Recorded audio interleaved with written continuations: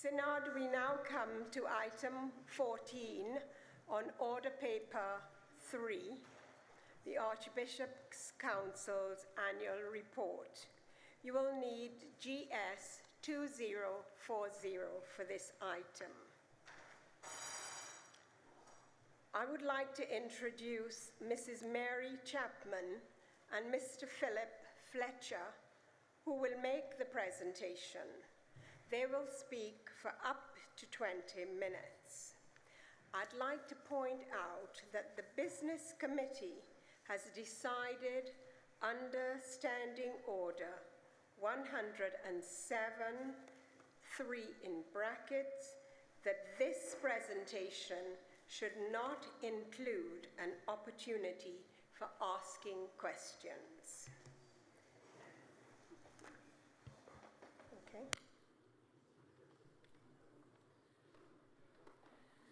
Thank you, Chair. Good evening, Synod.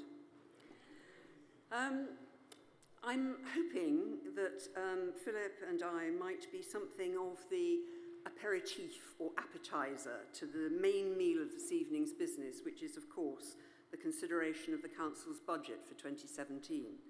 We'd like to give you a backdrop based on the annual report for last year. This is the first annual report of the Archbishops Council during this quinquennium, so our presentation aims to give newer Synod members a flavour of the composition, purpose and work of the Council. I hope that those of you, and I know there are some, whose Synod membership and service predates the formation of the Council, will please bear with me during that. We also want to create a bridge between the work reflected in the annual report for 2015 and what will come in the budget. So first of all, who are we? Chaired by our presidents, the two archbishops, the Council is a unique church institution in terms of its very strong representation from General Synod through the elected officers of Synod, who sit ex officio, and 6 further members directly elected from and by the 3 houses. The presence of the First Estates Commissioner is a reflection of the Council's vital relationship with the Church Commissioners in bringing together consideration of policy and resources.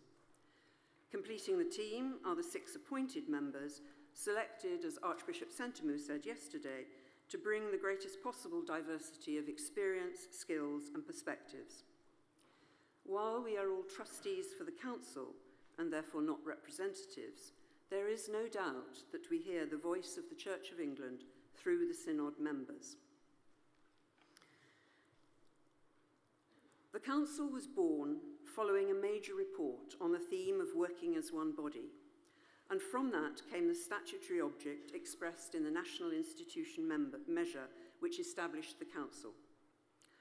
I've always rather liked the emphasis in this phrase, this object, on serving the furtherance of the Church's mission. Since the beginning of the last quinquennium, we have set our priorities and organised our work to align with the 3 priorities agreed by General Synod. The Council's ongoing responsibilities are broad-ranging, and the priorities have given a valuable way of focusing our efforts. We have committed to doing those things which can only or can best be done at national level in support of dioceses and the wider Church of England. It is in homes and schools and workplaces, in parishes and on the streets that the mission is carried out. Our role is to support those closest to the front line. The 2015 annual report sets out how we fulfilled that commitment last year. But before I go to specifics, I would like to express the appreciation and thanks of the Council, and I hope of Synod too, for the faithful, intelligent, diligent and creative work of the staff team. We are truly blessed.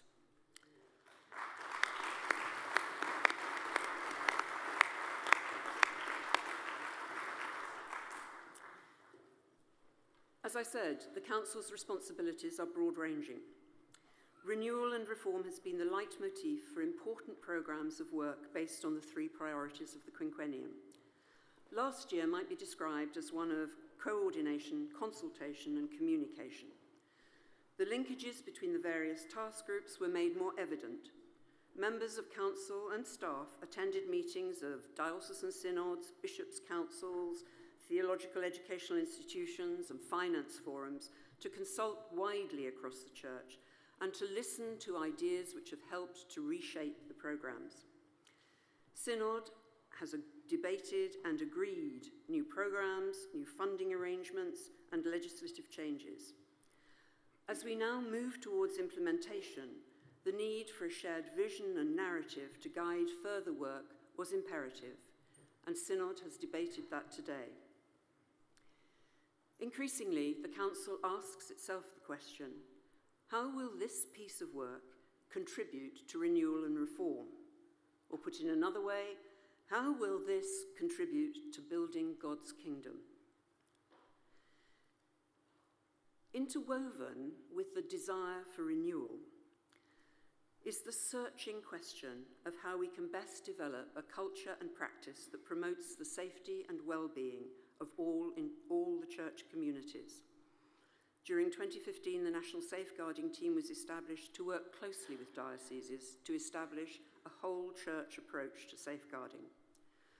The pilot stage of the quality assurance process was completed and is being rolled out during this year. At the same time, the team has started important and onerous preparatory work for the Goddard inquiry into sexual abuse. Towards the end of last year, the Council started to review its relationships with a range of organisations where it has governance responsibilities or to which it grants funds. As we pick up momentum with renewal and reform, we must waste no opportunity to build partnerships with those where there is a strong alignment of goals. Before Philip highlights some of the key projects and programmes of 2015, it may be helpful to give a brief financial overview.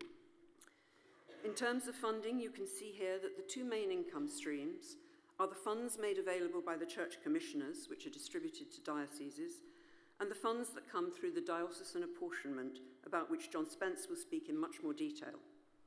From time to time, there are also significant funds from other sources, last year from the government in honour of the First World War centenary. Of the total funds that the Council has at its disposal, almost 2/3 was spent on selecting and resourcing for public ministry. The largest proportion, 35 million, of that was distributed to the 25 dioceses having below average resources, and a further 13 million in training for ministry grants. Synod has been closely involved in the review of the methods by which the money made available by the Church Commissioners is distributed, agreeing the new system that will direct half of the available funds more accurately to the poorest communities and make half available as development funding with a focus for the poor. The examples of projects that have already started under the existing and much smaller fund demonstrate how the new arrangements open up great opportunities for new ventures and exciting and more intensive work to support growth. We need to move faster. The Council is now preparing for the full implementation of these arrangements from 2017. Peer reviewers have been selected and are being trained, and considerable thought is being given to the criteria and evidence that will enable us to demonstrate the impact of the funding. At this point, I would particularly like to express the gratitude of the Archbishops' Council for their partnership, to the Church Commissioners for their partnership and cooperation in making these changes possible. The discussions between the Council and the Board of the Commissioners have been full and detailed, and the process has enabled significant improvements to be made in how the money is spent and how we assess its effectiveness. The Commissioners are rightly and properly concerned that the income they generate on behalf of the Church is spent to best effect, and the Council will want to work with dioceses to assure ourselves and the Commissioners on this. The Commissioners have made it possible to move straight to the new arrangements next year by providing an additional sum of up to £72 million over 10 years to ease the transition for those dioceses which will experience the greatest change.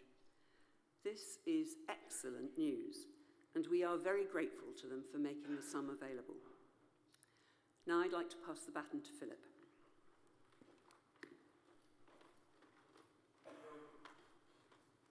Good evening, Synod. Those of you who have sunk as low as me and actually enjoy the life of Brian will remember the joke where whatever it was, the People's Liberation Front, start asking the question, what have the Romans ever done for us? And after they've ticked off the aqueducts, the roads, the legal system, etc., they begin to run out of steam. Well, my endeavour, very briefly, is to set in front of you a few examples of what the Archbishops' Council does for us collectively, for the Church and people of England. And I stress already, as Mary has already done, almost all of this is in partnership with others.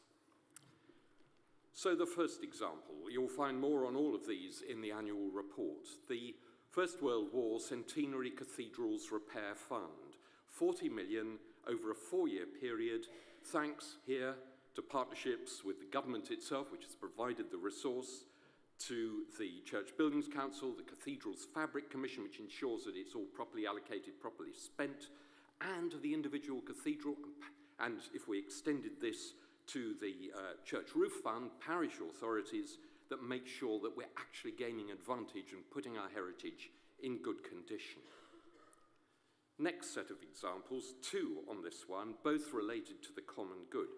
On the left-hand side, the pilgrimage to Paris, initiative by the environmental working group, which we, the General Synod, established, working with others, and you'll see Christian Aid's flag for good reason in the background of that photograph taken on the steps of St. Martin in the Fields in Trafalgar Square.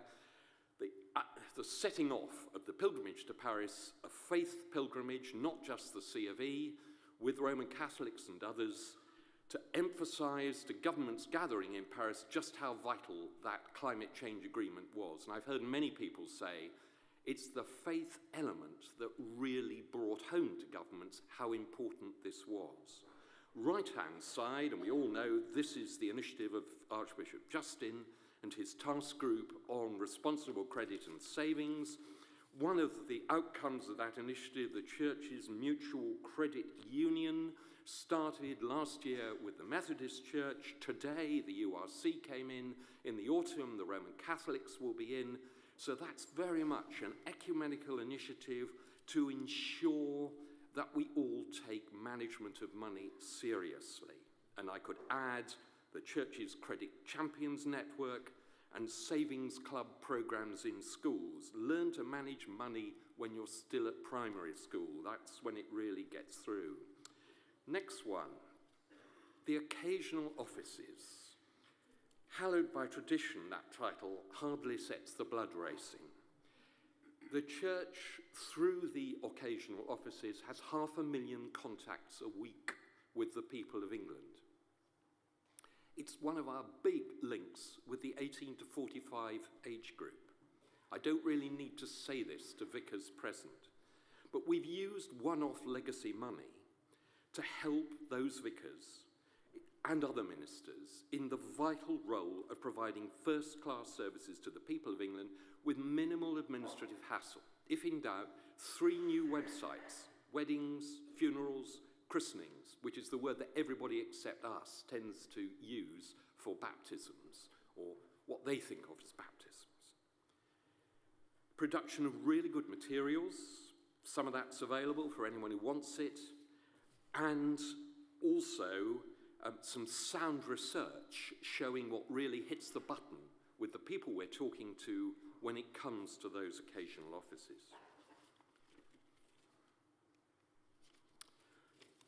Communications, new media, the development of our website, the huge Lord's Prayer initiative in November last year, 5 million hits It was a very good little video, but it really got those hits because the cinema chain declined to show it when we were willing to pay them money.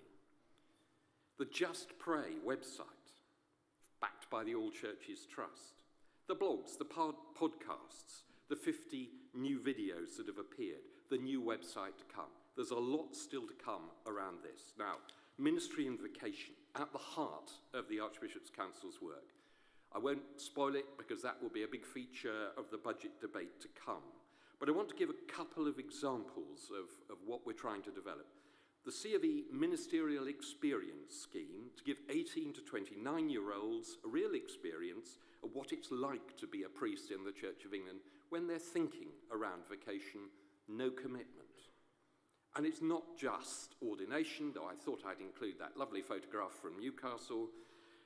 The work on lay leadership and ministry, which we heard about at the House of Laity yesterday, is all part of this. Getting what might be called the nuts and bolts right. See GS MISC 1138, which gives you information about the giving state of the Church of England, how we can be more efficient. There's also the parish buying scheme. 4 million savings in 2015. The latest research suggests that a third of us, our parishes, have used it. 40% are thinking about it. 20% haven't heard of it yet. Well, if you want good products at a really competitive price that deploys our commercial muscle, please find out if you haven't already done so. There's the parish giving scheme, and I won't delay us on that one. Every treasurer knows how important gift aid is. Many of us know how tedious it is sometimes to get the gift aid right, to make sure we've got the trail for the revenue. Well, we can help from the centre with that if it's a bore. And my final point, just to underline again, this isn't, of course, the Archbishops' Council working on its own. It's all of us working together with a host of partners, some of whom I have named in that slide. And just because of space, I haven't mentioned there, as I should, the Pensions Board, the National Society, Deanery Synods. You can go on naming them, and I'm very aware, as the Council is, and grateful to them. A catalyst is what we hope the Archbishops' Council can continue to be for Christian service by and for the Church of England. Thank you.